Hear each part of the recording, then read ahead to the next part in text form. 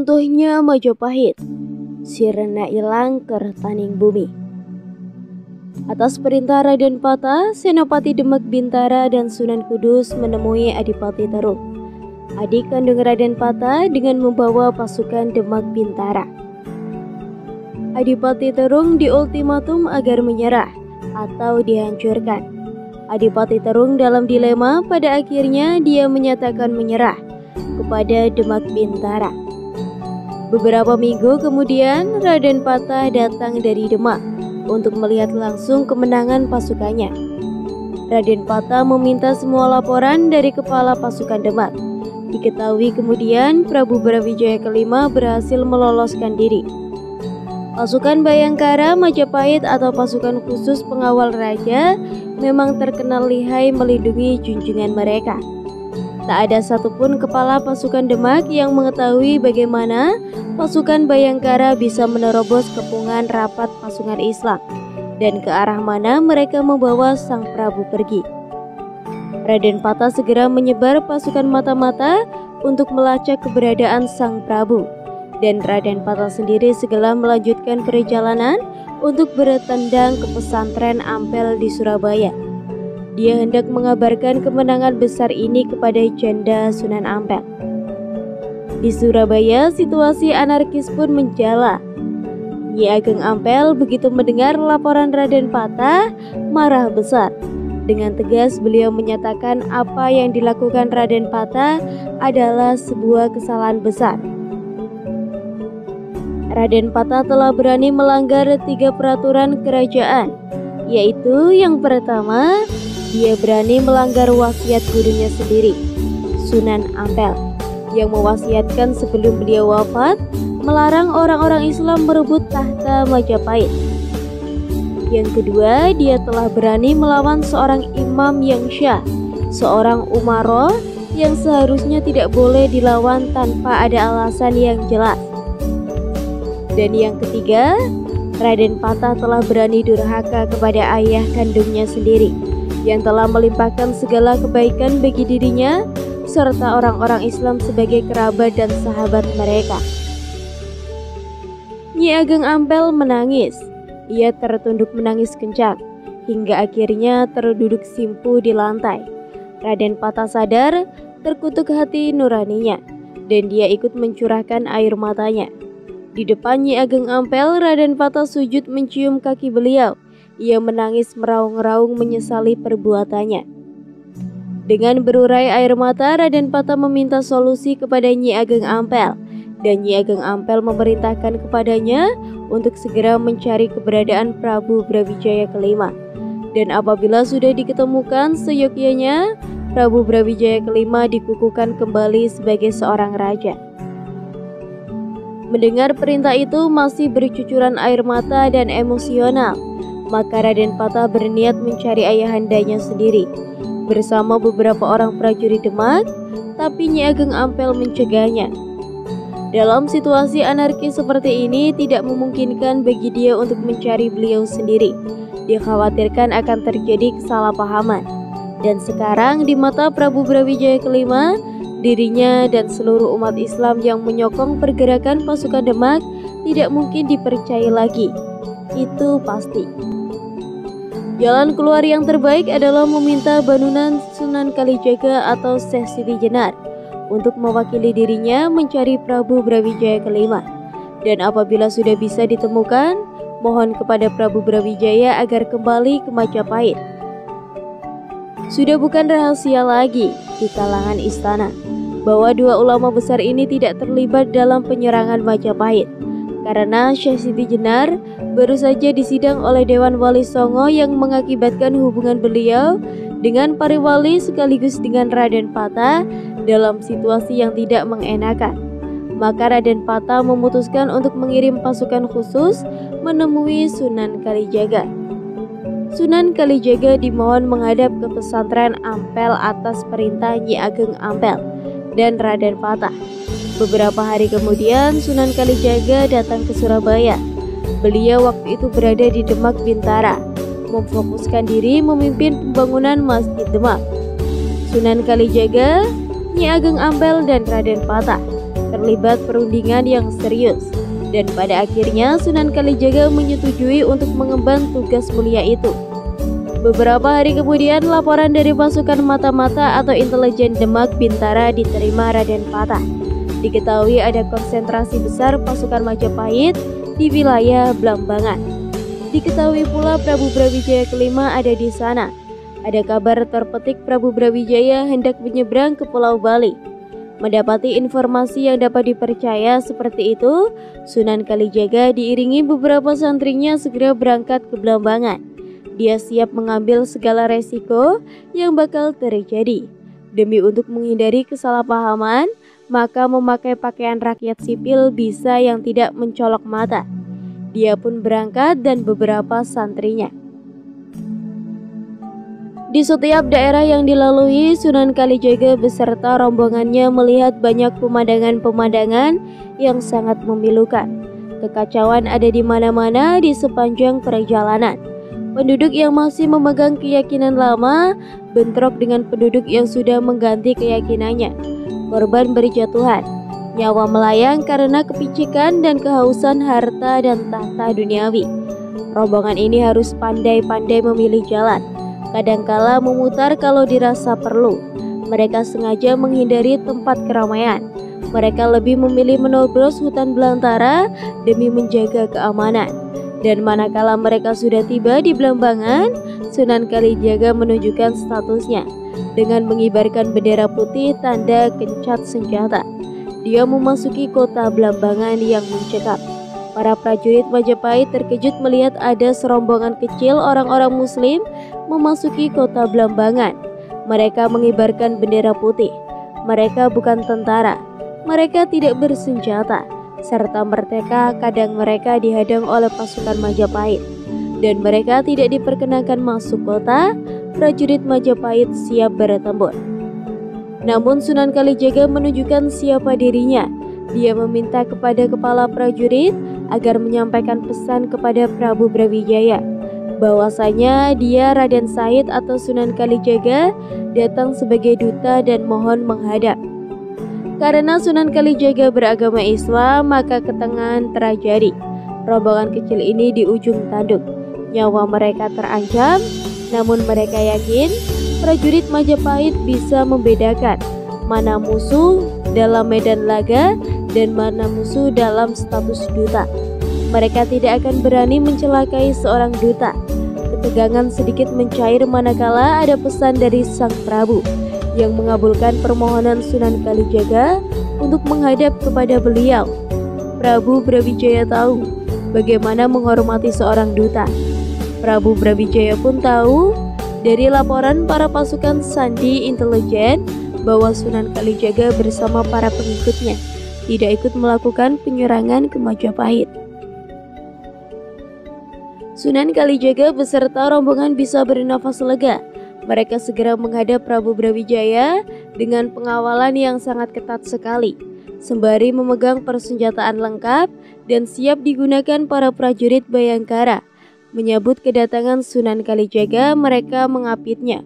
Sunan Kalijaga diperkenakan masuk, beberapa santrinya disuruh menunggu di luar. Prabu Brawijaya kelima didampingi para penasehat. Beliau yang terdiri dari para pendeta Siwa dan Biku Buddha, juga Sabda Palon dan Naya Genggong, nampak telah menunggu kedatangan Sunan Kalijaga. Begitu ada di hadapan Sang Prabu, Sunan Kalijaga menghaturkan hormat. Prabu Brawijaya menanyakan maksud kedatangan Sunan Kalijaga. Sunan Kalijaga mengatakan bahwa dia adalah duta Raden Patah sekaligus Nyi Ageng Ampel. Sunan Kalijaga menceritakan segalanya dari awal hingga akhir. Bahkan dia menceritakan pula kondisi Majapahit. Prabu Brawijaya kelima meneteskan air mata. Mendengar banyak penduduk dan rakyat yang tak berdosa juga harus meregang nyawa karena kebijakan keraton megah kebanggaan Nusantara. Di bumi hanguskan, tempat-tempat suci hancur rata dengan tanah. Seluruh yang hadir merasa sedih, merasa marah, dan merasa geram. Semua bercampur aduk menjadi satu. Dan manakala Sunan Kalijaga mengaturkan tujuan, sebenarnya dia menjadi duta, yaitu agar Prabu Brawijaya kelima berkenan kembali memegang tampuk pemerintahan di Majapahit. Seketika semua yang hadir memincangkan mata, seolah mendengarkan kalimat yang tidak bisa dicerna. Prabu Brawijaya tercenung. Beliau meminta nasihat. Beberapa penasehat mengusulkan agar hal itu tidak dilakukan, karena sama saja menerima suatu penghinaan. Dinasti Majapahit bisa kembali berkuasa hanya karena kebaikan hati orang-orang Islam. Tidak hanya itu saja, wibawa sang Prabu akan jatuh di mata para penduduknya. Tidak ada artinya tahta yang diperoleh dari belas kasihan musuh. Masyarakat Majapahit akan memandang rendah pemimpin mereka yang mau menerima tahta seperti itu. Selama ini raja-raja Majapahit tidak pernah melakukan itu. Bila wibawa sang Prabu telah jatuh dengan sendirinya, para pengikut sang Prabu akan berani juga bermain-main dengan sang Prabu kelak. Hukum tidak akan dipatuhi. Para pembengkang yang radikal dan militan akan muncul di mana-mana. Bak jamur tumbuh di musim penghujan. Dan lagi, apakah sang Prabu tidak malu menerima tahta dari anaknya sendiri? Sebaiknya sang Prabu tidak menerima tawaran itu. Sang Prabu menghela nafas. Sunan Kalijaga memohon bicara. Apabila memang sang Prabu tidak mau menerima tahta Majapahit dari tangan Raden Patah, maka seyogyanya sang Prabu mempertimbangkan kembali jika hendak mendapatkannya dengan jalan merebut. Sebab bila hal itu sampai terjadi, tidak bisa dibayangkan tanah Jawa akan banjir darah lagi. Dukungan kekuatan militer bagi sang Prabu akan datang dari segenap pelosok Nusantara. Tidak bakal terganggu-ganggu lagi. Jawa akan semakin membara bila seluruh Nusantara akan bangkit. Pembunuhan yang lebih besar dan mengerikan akan terjadi di depan mata. Hal itu dikarenakan selama kerajaan Majapahit berkuasa, ratusan kerajaan-kerajaan kecil di bawahnya yang diomongi dan dijaga justru dapat ikut bercamuk. Mereka akan ikut berperang melawan Raden Patah. Dipastikan kekacauan tambah melebar ke pulau-pulau yang ada di mana-mana. Sang Prabu Brawijaya bagaikan didodori buah simalakama. Dimakan mati, tidak dimakan pun mati. Sejenak sang Prabu dengan para penasehat beliau yang terdiri dari para ahli hukum dan agamawan. Sejurus kemudian, beliau menyatakan kepada Sunan Kalijaga hendak merundingkan hal ini dengan para penasehat lebih dalam lagi. Dan Sunan Kalijaga diperbolehkan menghadap esok hari lagi. Sunan Kalijaga dan seluruh rombongannya diberikan tempat bermalam dengan pengawal ketat. Keesokan harinya Sunan Kalijaga dipanggil menghadap. Prabu Brawijaya memutuskan untuk menghindari pertumpahan darah yang lebih besar lagi. Beliau tidak akan mengadakan gerakan perebutan tahta kembali. Lega Sunan Kalijaga mendengarnya. Namun, apa yang akan dilakukan sang Prabu agar seluruh putra-putra beliau mau merelakan tahta diduduki Raden Patah? Begitu Sunan Kalijaga meminta kejelasan langkah selanjutnya, sang Prabu mengatakan beliau akan mengeluarkan maklumat pada seluruh putra-putra beliau yang bersikap sama seperti dirinya. Untuk berjiwa besar memberikan kesempatan bagi Raden Patah memang tampuk kekuasaan, terutama kepada keturunan beliau di Pengging. Maklumat ini benar-benar harus dipatuhi. Semua sudah paham, jadi yang berhak mewarisi tahta Majapahit sebenarnya adalah keturunan di Pengging. Karena hal itu ditemukan dalam prastasi dan naskah kuno yang masih tersimpan hingga kini. Kini sang Prabu yang mempertanyakan jaminan kebebasan beragama pada Sunan Kalijaga. Apakah Demak Bintara bisa memberikan wilayah-wilayah otonomi khusus bagi para penguasa daerah yang mayoritas masyarakatnya tidak beragama Islam? Bisakah Demak Bintara sebijak Majapahit dulu? Bukankah keyakinan yang dianut Raden Patah menganggap semua yang di luar keyakinan mereka adalah musuh? Sunan Kalijaga terdiam, dan setelah berpikir barang sejenak, Sunan Kalijaga berjanji akan ikut andli menentukan arah kebijakan pemerintahan Demak Bintara. Dan itu berarti mulai saat ini dan seterusnya dia harus terpaksa ikut terjun ke dunia politik, dunia yang dihindarinya selama ini. Tahta Kadipaten Tuban yang diserahkan kepadanya dia berikan kepada Raden Djoko Supa, suami adiknya Dewi Rasawulan. Prabu Brawijaya kelima bernafas lega karena dia percaya pada sosok Raden Sahid atau Sunan Kalijaga ini. Sunan Kalijaga juga menambahkan sang Prabu seyogyanya kembali ke Trowulan, tidak usah meneruskan penyeberangan ke Pulau Bali, sebab dengan adanya sang Prabu di Trowulan, para putra dan masyarakat tahu kondisi beliau, tahu bahwasanya beliau baik-baik saja, sehingga seluruh penduduk beliau akan juga merasa tenang.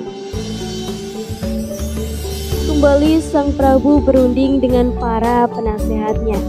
Sejenak kemudian beliau memberikan jawaban. Ada beliau di Trowulan ataupun tidak, stabilitas negara sepeninggalan beliau tergulingkan dari tahta. Mau tidak mau tetap akan terganggu, karena para pendukung beliau pasti juga banyak yang belum bisa menerima pemberontakan oleh Raden Patah ini. Namun jika tidak ada komando khusus dari beliau, hal itu tidak akan menjadi sebuah kekacauan yang besar. Pembangkangan daerah per daerah pasti terjadi. Tapi sang Prabu menjamin tanpa komando beliau, penyatuan kekuatan Majapahit dari daerah per daerah tidak bakalan terjadi, dan beliau tidak perlu pulang ke Trowulan. Sunan Kalijaga resah. Bila sang Prabu ke Bali, Sunan Kalijaga takut beliau akan berubah pikiran. Begitu melihat betapa milatnya para pendukung beliau di sana. Mau tidak mau, Prabu Brawijaya harus bisa diusahakan pulang ke Trowulan. Sunan Kalijaga memutar otak.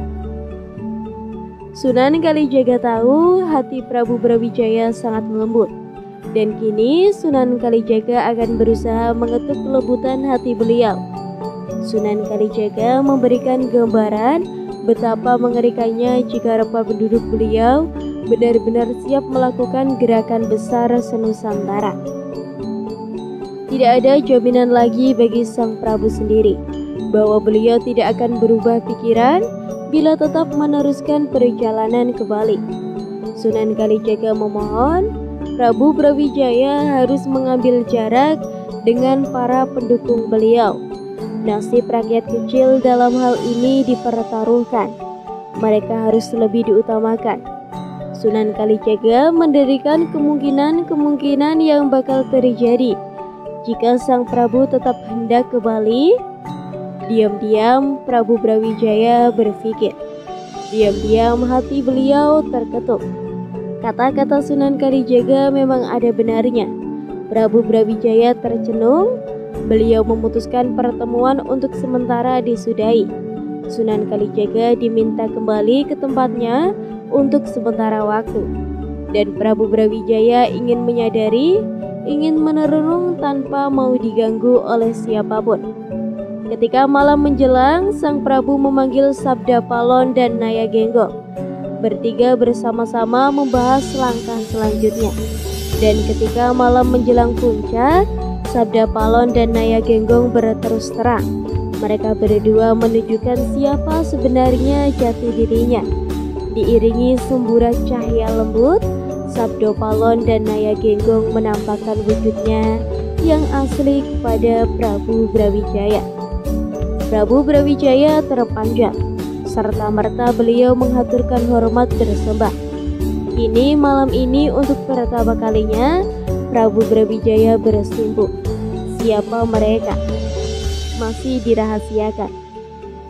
Sabda Palon dan Naya Genggong memberikan gambaran apa yang bakal terjadi kelak di Nusantara. Semenjak hari hancurnya Majapahit, kesadaran masyarakat Nusantara akan jatuh ke titik yang paling rendah. Kulit lebih diagung-agungkan daripada isi. Kebenaran yang mutlak dianggap sebagai milik golongan tertentu. Dharma diputar-putar, sampah-sampah seperti ini akan terus tertumpuk sampai 500 tahun ke depan. Dan bila sudah saatnya, alam akan memuntahkannya, alam akan membersihkannya. Nusantara akan terguncang, gempa bumi, banjir bandang, angin puting beliung, ombak samudra naik ke daratan. Gunung berapi memutahkan laharnya berganti-gantian. Musibah silih berganti, datang dan pergi bila waktu tiba. Alam telah melakukan penyeleksian. Alam akan memilih mereka-mereka yang berkesadaran tinggi, yang kesadarannya masih rendah untuk sementara waktu disisihkan dahulu atau akan dilahirkan di tempat lain di lain Nusantara. Bila saat itu sudah terjadi, Sabda Palon dan Noya Genggong akan muncul lagi kembali ke Nusantara. Sabda Palon dan Nyonya Genggong akan merawat tumbuhan, kesadaran dan mereka-mereka yang terpilih. Sabda Palon dan Naya Genggong akan menjaga tumbuhan budi yang mulai bersemi itu. Itulah saatnya agama budi, agama kesadaran akan berkembang baik di Nusantara pada waktu itu. Dan Nusantara pelan tapi pasti akan dapat meraih kejayaan kembali di masa depan. Memang sudah menjadi garis karma, kehendaknya mereka-mereka saat ini berkuasa di Nusantara. Prabu Brawijaya tidak ada gunanya mempertahankan Siwa Buddha. Prabu Brawijaya lebih baik menuruti kehendak mereka-mereka yang tengah berkuasa. Kelak Prabu Brawijaya juga akan lahir lagi 500 tahun kemudian. Menangislah Prabu Brawijaya. Semalaman beliau menangis, semua rahasia masa depan Nusantara dijabarkan oleh Sabda Palon dan Naya Genggong. Keesokan harinya beliau memanggil Sunan Kalijaga. Di hadapan seluruh yang hadir, beliau menyatakan hendak kembali ke Trowulan. Dan yang lebih mengagetkan, beliau menyatakan masuk Islam demi menjaga stabilitas negara. Sunan Kalijaga dan seluruh hadir terperangah mendengar keputusan sang Prabu. Beberapa penasehat, pejabat dan kepala pasukan Bayangkara bersujud sambil menangis haru. Mereka memohon agar sang Prabu mencabut kembali sabda yang telah beliau keluarkan. Situasi tegang, sedih dan bingung. Sabda Palon dan Naya Genggong angkat bicara. Di hadapan Prabu Brawijaya, Sunan Kalijaga dan seluruh yang hadir, mereka mengucapkan sebuah sumpah bahwasanya 500 tahun kemudian mereka berdua akan kembali. Inilah yang lantas dikenal dengan Jangka Sabda Palon dan Noyo Genggong oleh masyarakat Jawa sampai sekarang.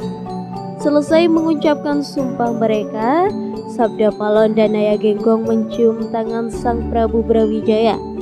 Sabda Palon berbisik, 500 tahun lagi, Ananda akan bertemu dengan kami kembali. Sekarang, sudah saatnya kita berpisah. Selamat tinggal Ananda Prabu Brawijaya. Sabda Palon dan Naya Genggong menyembah hormat, lalu bergegas keluar dari ruang pertemuan. Semua yang hadir masih bingung melihat peristiwa ini. Di antara mereka ada beberapa yang ikut menyembah, melepas lencana mereka dan memohon maaf kepada sang Prabu untuk undur diri. Bagaikan tugu dari batu, sang Prabu Brawijaya kelima diam tak bergerak. Tinggal beberapa orang yang ada di depan beliau. Beberapa pasukan Bayangkara yang memutuskan untuk setia, tetapi mengiringi sang Prabu juga ada Sunan Kalijaga yang masih pula ada di sana. Setelah Setelah kediaman beliau yang lama, Sunan Kalijaga memberanikan diri menanyakan keputusan Sang Prabu tersebut. Sang Prabu menjawab, semua memang harus terjadi. Mendengar sabda Sang Prabu, Sunan Kalijaga segera mendekat kepada beliau. Sunan Kalijaga memohon dengan segala hormat apabila Sang Prabu benar-benar ikhlas menyerahkan tahta kepada Raden Patah, maka beliau harus rela melepaskan mahkota beserta pakaian kebesaran beliau sebagai raja di raja. Sejenak Sang Prabu masih ragu, namun ketika sekali lagi Sunan Kalijaga menahan keikhlasan beliau, maka Sang Prabu menyetujuinya. Inilah simbolisasi rambut beliau dipotong oleh Sunan Kalijaga. Pada kali pertama, rambut beliau tidak bisa putus, dan pada kali kedua barulah bisa diputus. Tidak menunggu waktu lama, berangkatlah rombongan Prabu Brawijaya kelima yang terdiri dari sedikit pasukan Bayangkara dan Sunan Kalijaga beserta para santri menuju Trowulan. Sesampainya di Trowulan, seluruh masyarakat Majapahit menyambut dengan penuh sukacita. Berita pun menyebar senusantara kepada ratusan kerajaan-kerajaan kecil di bawah Majapahit. Keadaan mulai berangsur membaik ketika Sang Prabu Brawijaya mengeluarkan maklumat agar semua pertikaian dihentikan. Disusul kemudian keluarlah maklumat serupa dari para ulama Demak Bintara yang memanfaatkan peperangan sudah berhenti, diharamkan membunuh mereka yang telah kalah perang. Kondisi anarkisme berangsur-angsur menjadi kondusif. Stabilitas untuk sementara waktu kembali normal. Stabilitas yang dibawa dari Blambangan ini membuat Sunan Kalijaga sebagai suatu kenangan keberhasilan mendamaikan kedua belah pihak, memberikan nama baru kepada Blambangan, yaitu Banyuwangi. Disimbolkan Sunan Kalijaga membawa sepotong bambu, kemudian dia mengisinya dengan air kotor waktu masih di Blambangan. Begitu sesampainya di Trowulan, air dalam bambu itu berubah menjadi jernih dan wangi. Bambu adalah lambang dari sebuah negara. Air kotor yang diambil Sunan Kalijaga adalah masalah yang dibuat oleh orang-orang yang seyakinnya dengan Sunan Kalijaga sendiri. Air yang berubah jernih setibanya di Trowulan melambangkan kembalinya stabilitas negara. Bergilirlah para putra Prabu Brawijaya datang ke Trowulan, termasuk Adipati Handayadiningrat dari Pengging beserta Ki Ageng Pengging, putranya Raden Bondan Kejawen dari Tarup. Juga ada Raden Batara Katong dari Ponorogo, Raden Lembu Peteng dari Madura, dan masih banyak lagi. Tak ketinggalan Raden Patah sendiri di hadapan seluruh putra-putra beliau. Sunan Kalijaga menyampaikan amanat Sang Prabu agar pertikaian dihentikan dan agar Raden Patah diikhlaskan menduduki tahta Demak Bintara. Seluruh putra-putra beliau wajib menerima dan menaati keputusan ini. Kepada Sunan Kalijaga, Sang Prabu Brawijaya memberikan amanat untuk mendampingi keturunan beliau yang ada di Tarup, yaitu Raden Bondan Kejawen dan keturunan beliau yang ada di Pengging. Terutama kepada Raden Bondan Kejawen, Prabu Brawijaya telah mengetahuinya dari Sabda Palon dan Naya Genggong bahwa kelak dari keturunannya akan lahir raja-raja besar di Jawa. Dinasti Raden Patah dan dinasti dari Pengging tidak akan bertahan lama. Prabu Brawijaya bahkan membisikkan kepada Sunan Kalijaga bahwa Demak hanya akan dipimpin oleh 3 orang raja. Setelah itu akan digantikan oleh keturunan dari Pengging. Cuma 1 orang raja, lantas digantikan oleh keturunan dari Tarup. Banyak raja yang akan lahir dari keturunan dari Tarup. Ramalan ini terbukti. Demak hanya diperintah oleh 3 orang sultan, yaitu yang pertama Raden Patah, yang kedua Sultan Yunus, dan yang terakhir Sultan Trenggana. Setelah itu terjadi pertumpahan darah antara kubu Abangan dengan kubu Putihan, dan Joko Tingkir tampil ke muka. Joko Tingkir adalah keturunan dari Pengging, tapi tidak lama keturunan dari Tarup. yaitu Danang Sutawijaya, yang kelak dikenal dengan gelar Panembahan Senopati Ingglaga Mataram, akan tampil ke muka menggantikan keturunan Pengging. Panembahan Senopati inilah pendiri Kesultanan Mataram Islam yang sekarang terpecah menjadi Yogyakarta, Surakarta, Mangkunegara, dan Paku Alaman. Tidak beberapa lama kemudian Prabu Brawijaya jatuh sakit. Dalam kondisi akhir hidupnya, Sunan Kalijaga dengan setia mendampingi beliau. Kepada Sunan Kalijaga, Prabu Brawijaya berwasiat agar di pusara makam beliau kelak apabila beliau wafat, jangan dituliskan nama beliau atau gelar beliau sebagai raja terakhir Majapahit, melainkan beliau meminta agar dituliskan nama Putri Campa saja. Ini sebagai penanda kisah akhir hidup beliau, juga kisah akhir kerajaan Majapahit yang terkenal di pelosok Nusantara dan di jagat dunia. Bahwasanya beliau telah ditikam dari belakang oleh permaisurinya sendiri, Dewi Anarwati atau Putri Campa, dan beliau diperlakukan serta tidak dihargai lagi sebagai seorang laki-laki oleh Raden Patah, putra dari darah dagingnya sendiri. Sunan Kalijaga sedih mendapat wasiat seperti itu, namun begitu beliau wafat, wasiat itu pun dijalankan. Seluruh putra dan putri beliau berkabung, seluruh masyarakat Nusantara berkabung, dan kehancuran Majapahit, kerajaan besar ini dikenang oleh masyarakat Jawa dengan kalimat sandi yang menyarikan angka-angka tahun sebuah kejadian, Surya Sengkala, yaitu sirna ilang keretaning bumi. Sirna berarti angka 0, ilang berarti angka 0, kereta berarti 4, dan bumi berarti angka 1. Dan apabila dibalik akan dibaca 1400, tahun Saka atau 1478 Masehi. Kalimat keretaning bumi diambil dari nama asli Prabu Brawijaya kelima, yaitu Raden Kertabumi, Bre Kertabumi. Inilah kebiasaan masyarakat Jawa yang sangat indah dalam mengenang sebuah kejadian penting. Dan Raden Patah alias Jinbun yang bergelar Senopati Jinbun atau Panembahan Jinbun memindahkan pusat pemerintahannya ke Demak Bintara. Dia dikukuhkan oleh Dewa Wali Songo sebagai Sultan dengan gelar Sultan Shah Alam Akbar Jinbun Ningrat.